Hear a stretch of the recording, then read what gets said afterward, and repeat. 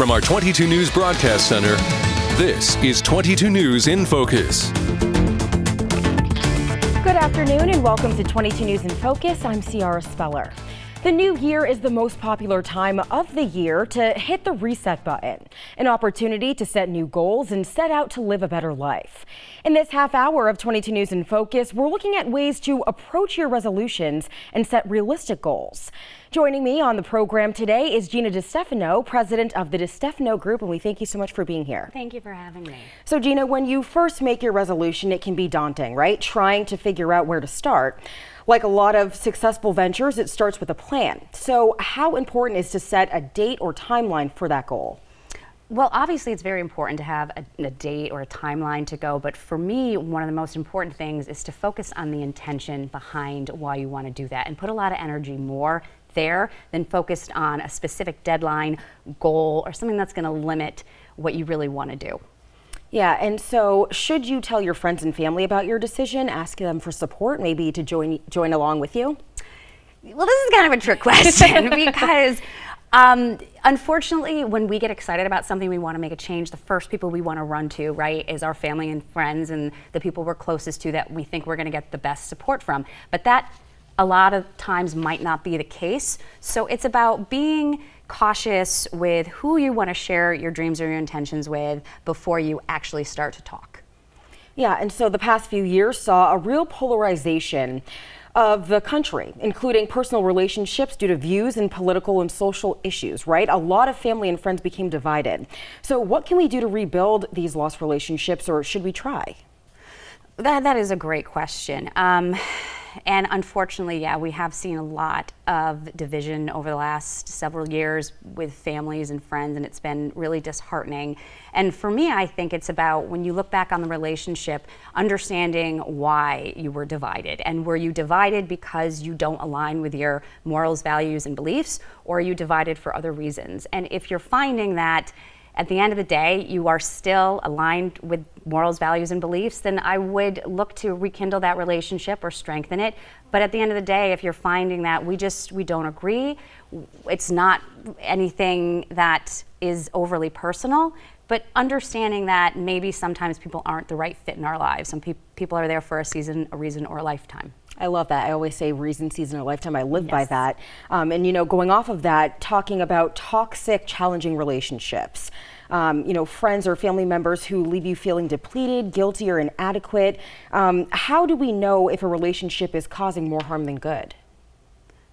It's a gut feeling. It really is an intuition. It's so simple sometimes, but we question ourselves and then, you know, we overthink, but at the end of the day, it's a feeling. It's your intuition, it's your gut saying something's off, something's not right. And what are some ways to strengthen our current relationships, ones that we're choosing to, you know, stick around and keep them in our lives? And if we want to keep them sticking around, then we need to focus on the positives. It's so easy to want to push blame or want to project, or, you know, it's easier to be angry than it is to be sad. But when you really care about people in your life, they're there for a reason. So hone in and really focus on all the great things about them. Celebrate that, even though they might try your patience at times. It's really about looking at someone's strengths and the value they add to your life and focusing on that. And whatever, you know, if you can and pay really close attention, and when you see that you're lighting someone up and then you're getting a positive response from it, continue to do that. And you're going to see how on both sides the relationship starts to strengthen. And even with those good relationships, we want to talk about boundaries. We still want to set boundaries, right? So when considering ways to protect your mental, physical, and emotional well-being, you know, let's talk about setting boundaries. Setting boundaries, like, that's something that's been talked about a lot lately. It comes up in workplace culture and in personal relationships.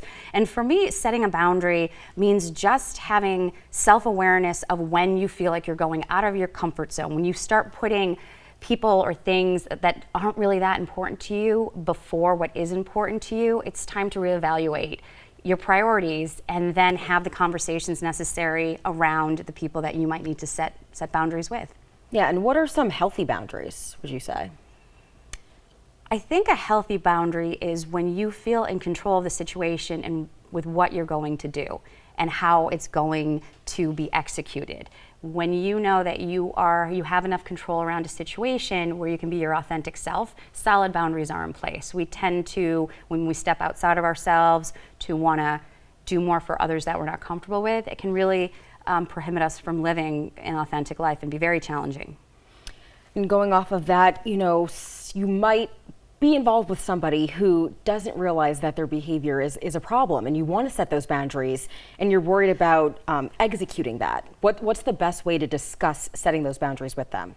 Discuss setting boundaries with someone you think that you're going to upset them or hurt their feelings. Right. Somebody that you want to set boundaries with. Well, first and foremost, you have to really take a look at that person. And if you need to set a boundary because you don't think they're going to respect you, it's not so much about setting the boundary or worrying about how to do that. It's maybe about taking a look at, does this person deserve a spot in my life? Because if you are going to be honest and respectful and vulnerable with someone who supposedly loves and cares about you, and you have to worry about how it's going to be received, maybe I wouldn't worry so much about setting the boundary as I would be about evaluating their place in my life. And we tend to think about communication skills as talking, but communication can also be visual, right? Nonverbal, written, also listening. How can we improve the ways we communicate with our family and friends?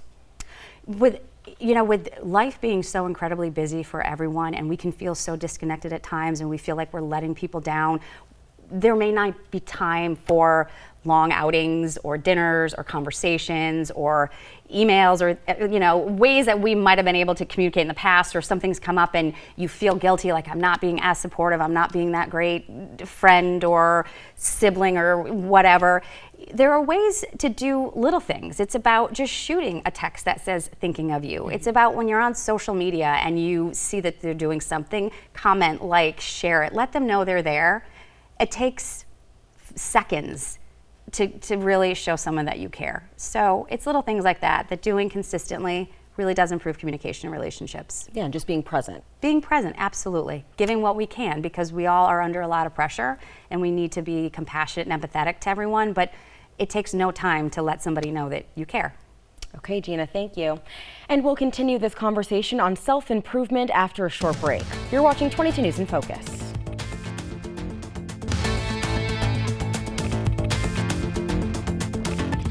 Welcome back to 22 News in Focus. Today we're talking about ways to approach your resolutions and setting realistic goals. The COVID-19 pandemic saw millions of people lose or leave their jobs. And looking for a new job is also one of the top New Year's resolutions. So let's take a look at how to improve your professional life. Gina, what should someone consider when setting career goals? I think one of the most important considerations you have to make is, how big do you want your career to be in your life? And it's okay if your career does not take main stage. So figuring out how you want to contribute, how much of your life you want to wrap into your career are really some big questions you need to answer or ask yourself before you consider changing careers or going back into the workforce. Yeah, so it starts with, yourself, asking yourself really what you want. And tuning out the noise of what, society is telling you and social media is telling you what success is. It's really, you develop what success is from within and then work accordingly. And it's everyone's life and work life balance is going to look very different. So it's about finding what is best for you. Yeah, I appreciate you mentioning that, because social media plays such a huge role in everybody's lives, so really important to mention that as well. Is the approach different for someone who's just getting into the workforce or looking to change careers? I think it's very similar, because in both situations you're looking to better yourself. So if you haven't entered the workforce recently, then there's same questions you want to ask yourself if you are in a job and you want to transition. There's going to be reasons for going in, and there's going to be reasons for wanting to change, and they're probably going to be very similar. And what about looking at, how important is looking back at career success, would you say? It's huge. I mean, we learn from our successes as much as we learn from our failures, but I think one of the biggest underutilized resources out there for people that are wanting to get back into the workforce or transition careers is utilizing recruiters and staffing companies and organizations. And there's some fabulous ones local in the area, one specifically that I work with. I think it's so underutilized because it's a candidate's market. There's a lot of really unhappy people out there. The first place to go is a staffing company, which can not only help you answer these questions, discover what you're good at, your talents, and then have a plethora of companies that are looking to hire. Would you say looking back at career successes and failures can help you decide, and define your goals? 100%. I mean, we learn most, I think, when we have unfortunate experiences in our life, right? When something bad happens, you're like, I'm going to do everything in my power so that doesn't happen again. And the same thing with the wins. Wow, this was really great. What did it take to get me here to accomplish this? I want to replicate that and keep doing that. But absolutely important to look at both sides, because you never lose. You just you win or you grow. Right, and or you learn. Exactly. And there can be, a lot of stress when it comes to choosing a new career path, deciding to do something new. That can also have an impact on your family, right? Maybe your commute changes, you have to move. So before making a big move, should someone research the company and industry to be sure that it's, viable and right for you? Oh, 100%, absolutely. But going beyond just researching the company, of how long it's been in business and the salary and the location and the type of work, those are very important things to research. But also bigger is to really take a look at the culture, look at the leadership, ask the employees that are currently working there, go on LinkedIn, do some due diligence so you get a real true feeling for the company, because companies are all about culture. And any company can go out there and make themselves look really pretty online, but do some of your own investigating and reach out, message some people who are working there, what they enjoy about it, what they don't like, what they'd like to see more of. So that can get you a much better understanding before you make such an important change. Right, so you're saying, connect with people who are 100% living that day to day. What if Don't just go through what you read on their websites or certain things like that. That's going to tell you what they want you to see and not necessarily what is true behind the scenes. So the more you can connect into people and ask some really smart, inquisitive questions, then you'll know if you're making the best decision. Yeah, and what if somebody's worried about doing that, connecting with those who work there, and having those questions maybe get back to, the person who's in charge of hiring them? Should that be a concern of theirs, or should it just be, this is kind of part of life now? This is what we do. So you're saying if the hiring manager found out that the candidate was asking questions, well, I think that would be a huge red flag to the candidate, that is their culture, that we don't ask questions and we don't do due diligence. And if they were trying to hide it, then there's something to be hidden. For me, as an owner of a company that was very proud of my company, I would be impressed by an individual that was like, hey, I spoke to so-and-so that works for you, and they really love this, or they mentioned this. And it would be a great way for me to help my employees and to better my company and to be a stronger leader. Yeah.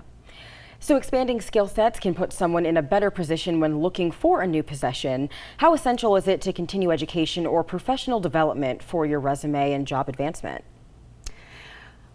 This question I might get a little flack for, because I am a huge advocate for continuing education, advanced degrees, certifications. However, be really sure that it's necessary and it's going to get you in the right direction. As we know, education has gotten very, very expensive, and sometimes it's not necessary. So really research why you're going to do it, because there's a lot of ways to skin a cat. There's a lot of ways to be incredibly successful without degrees or certifications or letters behind your name. But absolutely, if you're in certain fields that require that, then you should go get it, and you're going to probably want to get it. So it would be a win. I want to move now to salary, benefits, and future financial security, components to consider when looking for a new job or setting career goals. So when are some steps we should consider when listing and prioritizing financial goals? Once again, how do you want your life to look? What is your lifestyle? And we need to be realistic. And sometimes that's great to set intentions and goal setting as we started. But financial goals are all around your lifestyle and how you want to live. So once you're solid in that, then you can start to build around the path to get there. And again, just like with career transitioning, and the first step for me is always utilizing the best resources, which would be staffing companies. If you're even entertaining any kind of financial changes, the first step to do is find yourself a really great financial advisor that can point you in the right direction and help you with all these sometimes very overwhelming questions you're going to have to ask yourself. All right, Gina, thank you. Really great insight. We appreciate that. And have a big dream but unsure of how to make it happen? Well, we'll have that discussion when we return. You're watching 22 News in Focus.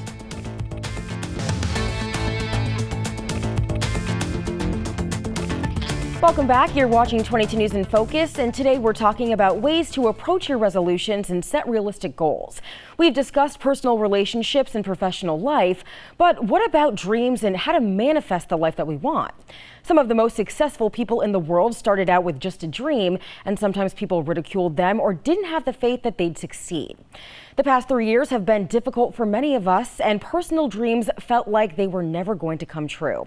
So I want to ask you, Gina, why is it important to have a dream or to have goals? Without goals or dreams, why are we getting up in the morning? Your goal or your dream is the essence of who you are. And unfortunately, we live in a world where it's very easy to lose sight of that in the day-to-day of just trying to survive.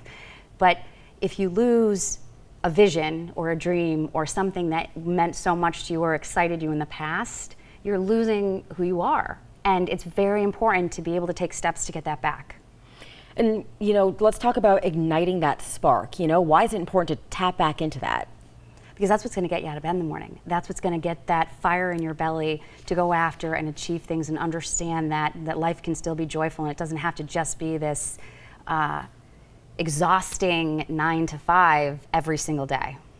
And how do we find hope and success and mistakes in helping you define your goals? How do we find hope? How do we find success and even those mistakes that you've encountered along the way, helping you to define your goals? Every experience along the way makes us who we are today. So it's about looking back and connecting the dots of what worked really well, what didn't work really well. When things were going well, who was I surrounded with? What was I doing? What was important to me? And when I wasn't in a good place, again, who was I surrounded with? What was I doing? Learn from those things to move forward. Yeah, and so how can we remove obstacles or limiting beliefs that many, cloud the vision, including fear and negative self-talk? Oh, that could be a whole segment in itself. That's a open-ended question. I think the biggest thing you need to do is learn how to silence the noise, battle that with meditation or affirmations or surround yourself with people that get you back to that mental space where you feel yourself and when you feel authentic and alive and excited.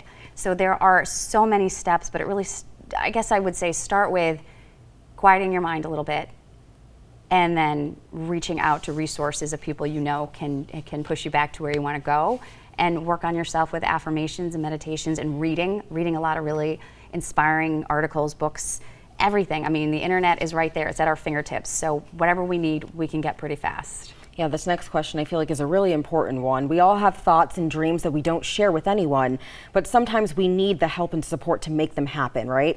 So how can we approach our friends and family when we decide to take a risk and move forward with an idea?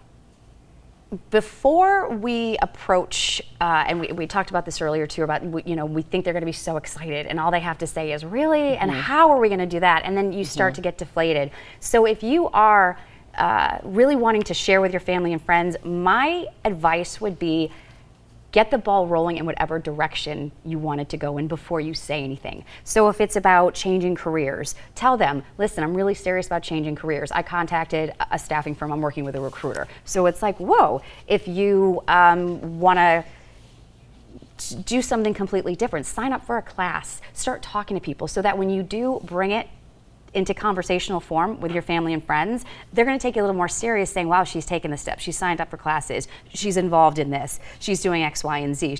She's serious. And, they will hopefully respond more positively than just, I have this great idea, I'm going to go be a ballerina. And they're thinking, really? But if you go to them and you say, I've done X, Y, and Z, and this is what I'm doing, then they're going to probably take you seriously. Yeah, and so some of us have too many irons in the fire. We take care of others before we take care of ourselves, and we worry about what other people think. So why should we make our physical and mental health a priority, and what are some simple steps to get that started?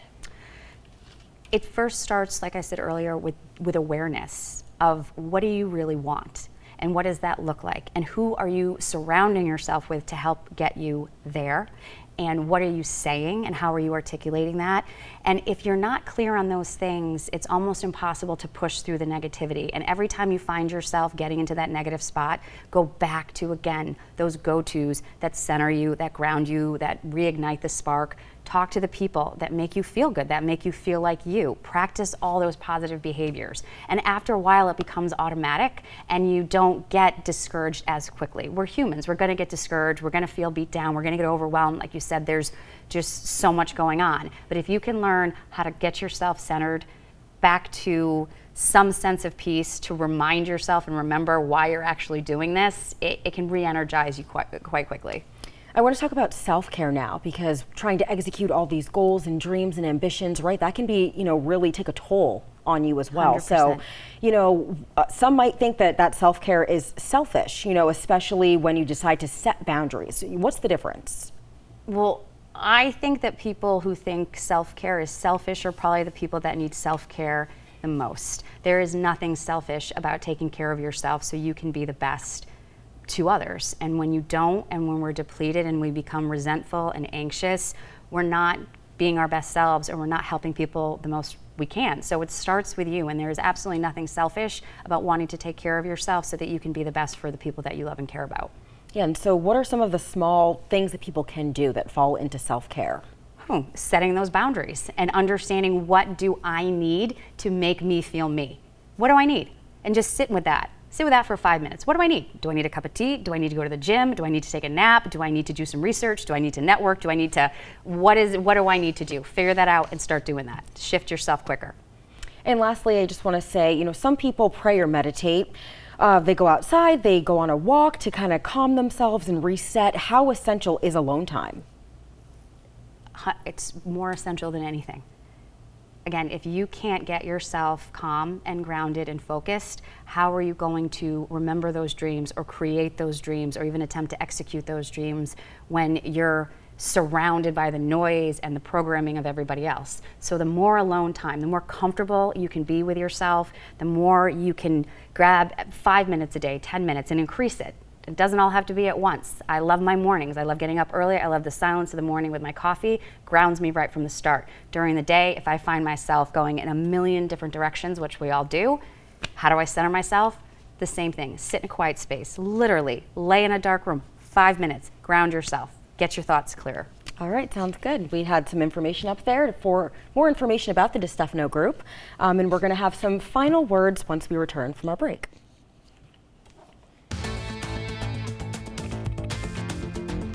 You've been watching 22 News in Focus, and today we've been talking about ways to approach your resolutions and set realistic goals with Gina DiStefano, president of the DiStefano Group. Gina, we thank you so much for being on the program. And thank you so much for having me. It was a pleasure. And thanks to you at home for watching. If you missed any of it, you will find it in full on our website. That's wwlp.com. From all of us here at 22 News, have a great day.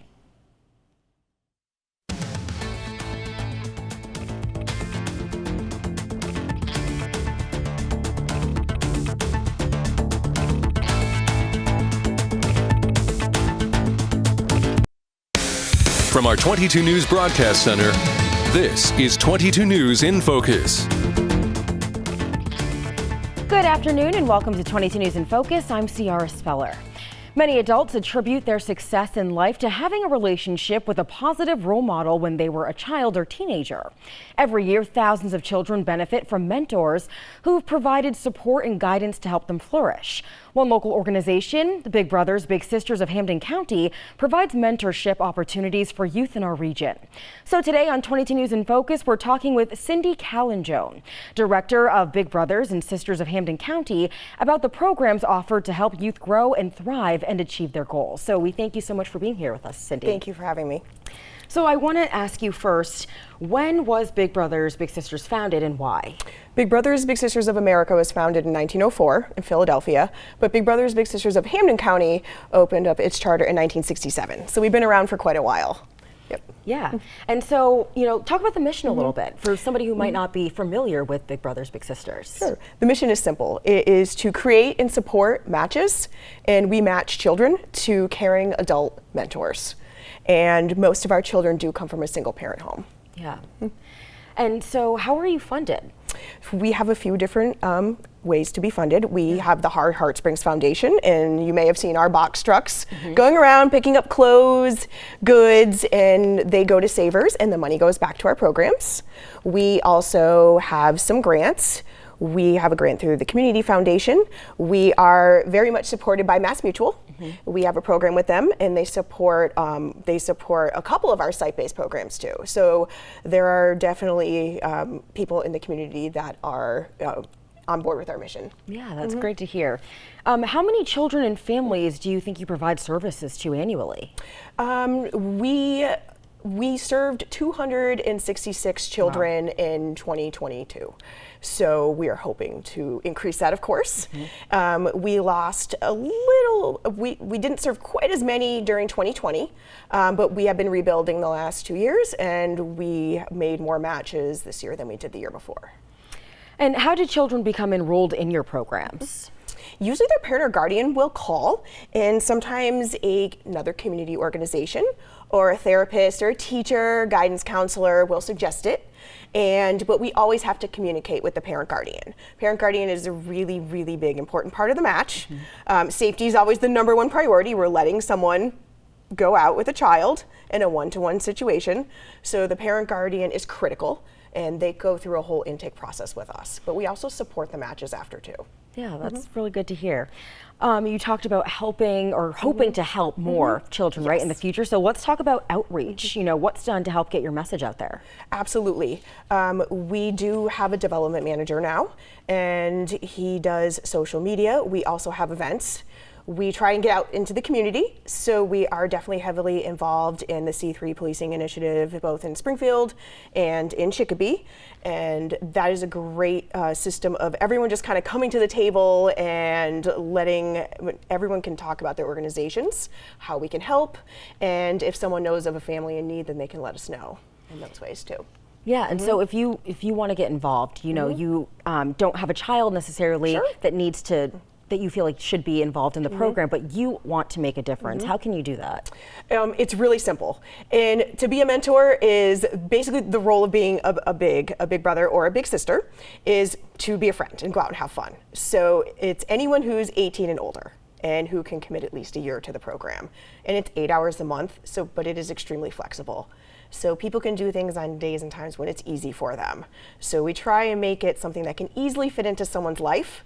And like I said, 18 and older. We have mentors who are 18 and we have mentors who are 85. Yeah, and so what are some of the activities and things that they'll be doing while they're a mentor? We like to keep it simple. The simple things are the ways that you actually really get to know each other, and you can form a relationship, you can build a friendship. Some of our kids, if they like sports, they'll just go shoot hoops. Sometimes our mentors will go to the littles' games. They'll go to the movies, to the park. We try and help out a little bit. We coordinate a little benefits for our bigs with two of the YMCA's, so they're able to go there. They use the pool. They can use the basketball courts. But like I said, we like to keep it simple. Sometimes on holidays they'll bake cookies together. They'll cook dinner together. They'll do arts and crafts. So it doesn't have to be anything elaborate. It can be simple. Yeah, and so we talked about mentorship. Being there, role models, being present, why is it so important to have that figure in your life? I always say it takes a village, and a lot of our kids do come from a single parent home. Not all of them do, but they all show a need. Some children get along better with adults. Sometimes if they're from a single parent home and it's mom, she's working all the time, and there's other siblings, and it's hard to have that one-to-one time. I feel like it's that one-to-one time that is the most important thing, and any additional positive person in a child's life is important. Yeah, and so you were saying that the age, the age varies for mentorship, right? Yes. So what would you say to maybe a child who might be hesitant to learn from somebody who's older? Maybe they think that they, can't benefit from that. What would you say? That's a really, really good question. When we're doing an intake with a family, we do sit down with the child and with the parent. We go over some preferences, mainly what they like and what they don't like. So we will ask them about age, we'll ask them what they like to do. And I would have to say, most kids and teens don't really care. And it's a lot more about personality, and then sometimes they'll ask us what we think. And I always emphasize personality and interest over age, anything like that, because I think that's very important. And how can people learn more about Big Brothers Big Sisters? They can go to our website, they can give us a call. We have gone out to different organizations. We have relationships with some local schools. So we have no problem, coming out, talking to people, meeting with people, or having a phone conversation or a Zoom meeting. Our intake can be very involved, but it doesn't mean that we can't do a brief overview and just let people know about the program at a separate time. All right, Cindy, thanks so much for that insight. you. We appreciate it. And we'll continue our conversation when we come back. You're watching 22 News in Focus.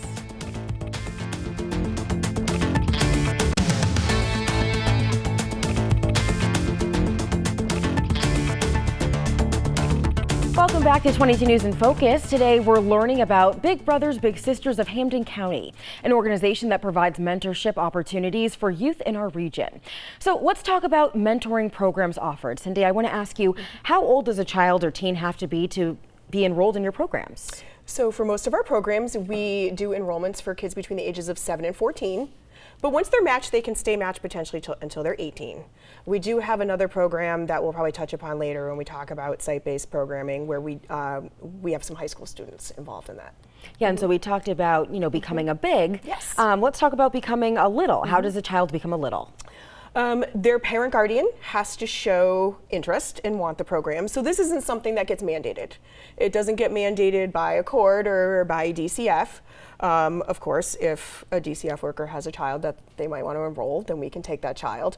But we really like to work with the parent guardian because one of the very, very important things that I believe that we do is once we make a match, we support it after. So we check in. We check in consistently, we make sure everything's going okay, we help them troubleshoot any issues, we give them ideas for activities, and we just generally just try and make sure the match is a positive experience for everyone. So the parent guardian does have to be involved. Yeah, do you find that, you said children can be involved until they're 18. Do you find that some of those matches, those relationships continue after they age out of the program? They do, and we even get littles come back who want to be bigs after, and I always find that to be amazing. Yeah, full circle. Oh, it's fantastic. We do ask that people commit a year. I would say the majority of our matches go longer than that. Our average match length is almost 4.5 years. And that's really important for a child to not have someone just come in and then leave again. Exactly. Yep. And so what is involved in community-based mentoring? Sure. That one is the one where the mentor would pick up the child, take them out, and do things with them out in the community. And it's 8 hours a month. So that one is super flexible. It's days and times when it works for everyone. They coordinate their own activities. We do try and help them out with activities. Here and there, and we check in, we make sure everything's okay, we'll visit with them if they need help with anything, and we just really generally try and make sure that they're forming a solid foundation of friendship. And how do you determine which types of outings are appropriate for a child? We go through a whole interest finder with them, so one thing that we do is we try very hard to make a good match for a child. We don't just want to throw them with anyone. We want it to be someone that they're going to enjoy going out with, and also for the mentor too. We want everyone to have fun, have a good time, and look forward to the outings. So we go through a whole interest finder with the child. It's pretty comprehensive. Not every child likes sports, not every child likes art, so we really try and match up two people who have similar interests. And what are some of the most popular activities that children and mentors report? Definitely arts and crafts and sports. And I believe as our littles get older and say they're 16, 17, they've been matched for many years, lots of times they're busier too because they're working and they're doing their own thing. And I see a lot of people just catch up for dinner, whether it's just making dinner together or just going out. So it really varies based on age and how long they've been matched. Okay. And what's involved in school or site-based mentoring?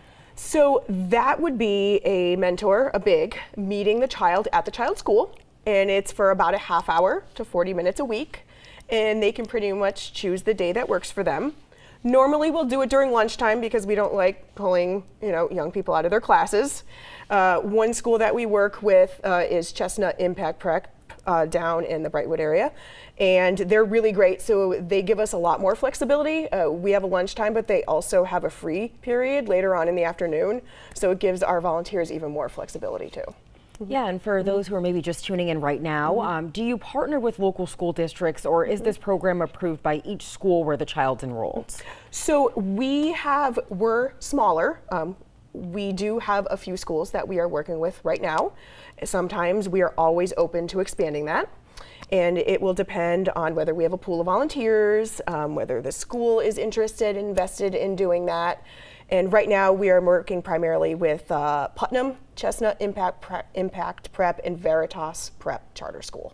Okay, and what about after-school activities? Are those involved? We we no longer have an actual after-school program. We have in the past, and many times when we do have one, it's a peer mentoring program where the high school students that we have in some other programs will come and mentor our middle school students. We had one right before COVID, and we don't have one right now, and that's definitely one of the things we would like to get back into doing. Yeah, and so we talked about some of the other types of mentoring. How about workplace mentoring? Workplace mentoring is through MassMutual, and that is our program where we collaborate with MassMutual in Putnam. And it's a fantastic program where the Putnam students go over to MassMutual once a week on Wednesdays. It's primarily the business tech shop and the IT shop, but it's open to others too. They're matched one-to-one to a MassMutual employee. They do one-on-one time, and then other times we'll have group activities. It can be anything from resume writing, interviewing skills, personal finance, building your own brand, and even just simple things like going over how to fill out a FAFSA. Yeah, real life things that you need to know for sure. Absolutely. And have you found that youth respond, well to this mentoring program? Yes, I actually am at the MassMutual mentoring program every Wednesday, and they always look forward to it.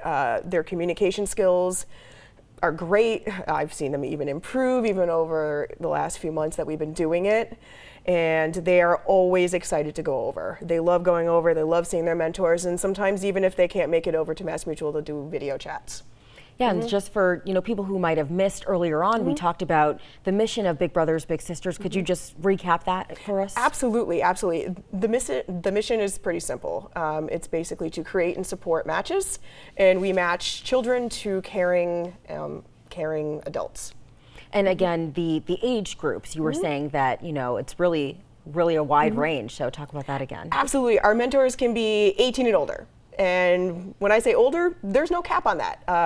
Anyone who can commit the time and who can be a positive and safe presence in that child's life, we will try and find an appropriate child for them. And the kids are between the ages of 7 and 14 to start. Okay, Cindy, thank you so much. Thank you. Well, if you're interested in becoming a volunteer for Big Brothers Big Sisters, when we come back, you'll find out how. You're watching 22 News in Focus.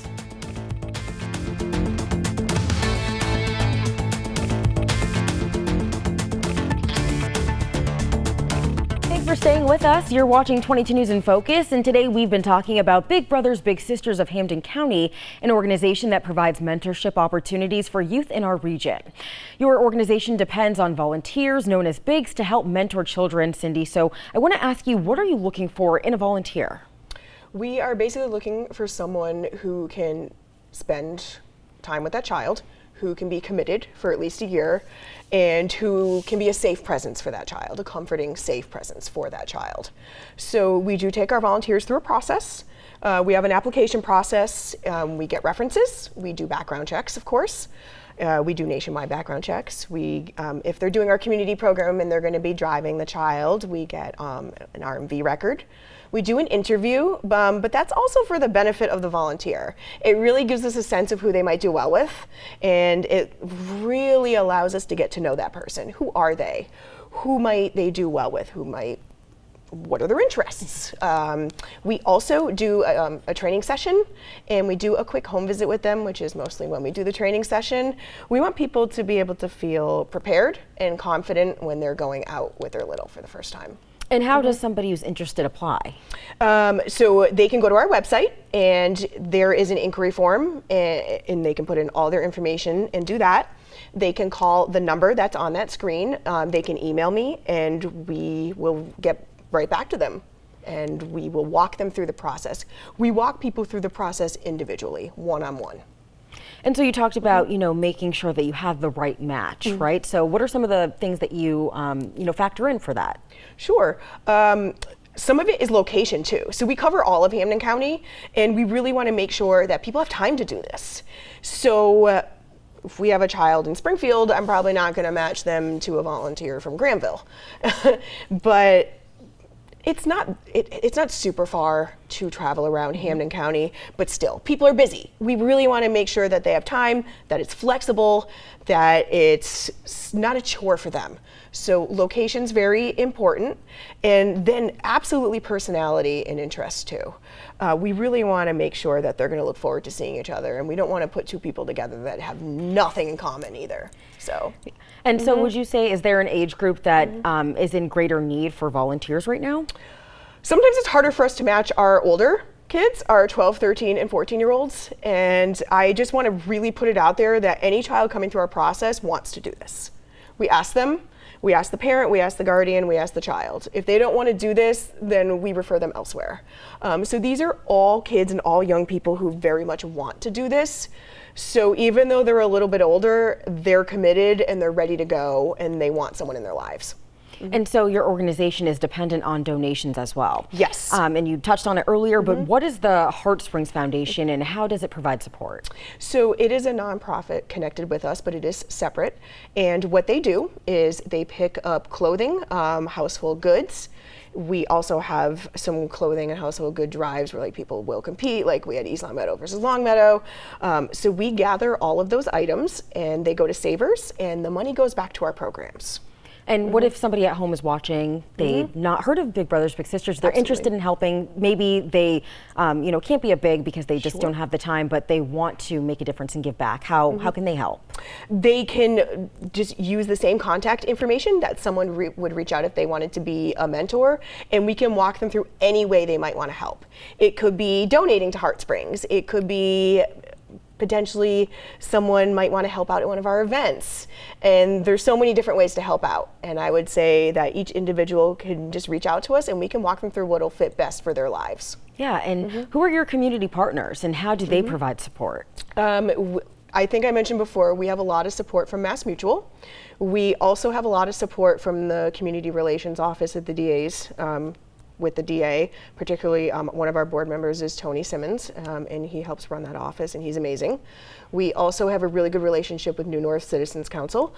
A lot of our mentors at Chestnut Impact are from over there, and I really feel like we all help each other out. It's all about what's best for the community, what's best for the kids, and we try and find the best fit for each individual. Yeah, and how about businesses or community organizations? How can they become involved? So we have a variety of events during the year. We do Brews, Bites, and Bids, and that's in November. It's usually up at the Log Cabin.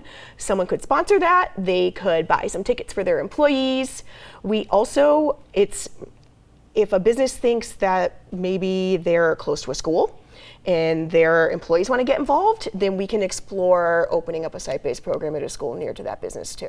And it's always easier if you can get to the site quickly and if your employer is open to it. Yeah, and so Brews, Bites, and Bids, you said, yeah? What are some of the other events that you have throughout the year? We do a Bowl for Kids' Sake event, and we usually do that in April or May. It's like a walkathon, but you're bowling, and we try and make it a big party, so people get pledges, and they'll come, and they'll have a great time. And so those are the only ones we have been running right now. We've done a variety of stuff over the years, but definitely the Brews, Bites, and Bids is really popular now. Yeah, and again, how can somebody get information on becoming a volunteer or getting a child enrolled? I would say definitely go to our website. And if you feel like you're not able to navigate that website, call the number on the screen, and one of us will get back to you very quickly, and we'll reach out. And again, earlier on in the program, you had mentioned that you definitely want to expand your outreach. Absolutely. And just talk again about how you plan to do that. Yeah. So with COVID and everything, we did not shut down our matches during COVID.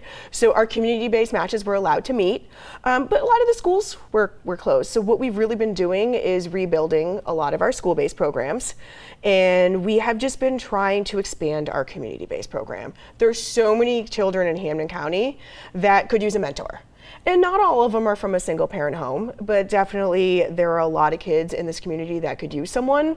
And I always say being a mentor is as easy as committing 8 hours a month. And we are very willing to be flexible with our bigs. All right, Cindy Callan-Joan with Big Brothers Big Sisters, thanks so much. And we'll have some final words once we return. You're watching 22 News in Focus.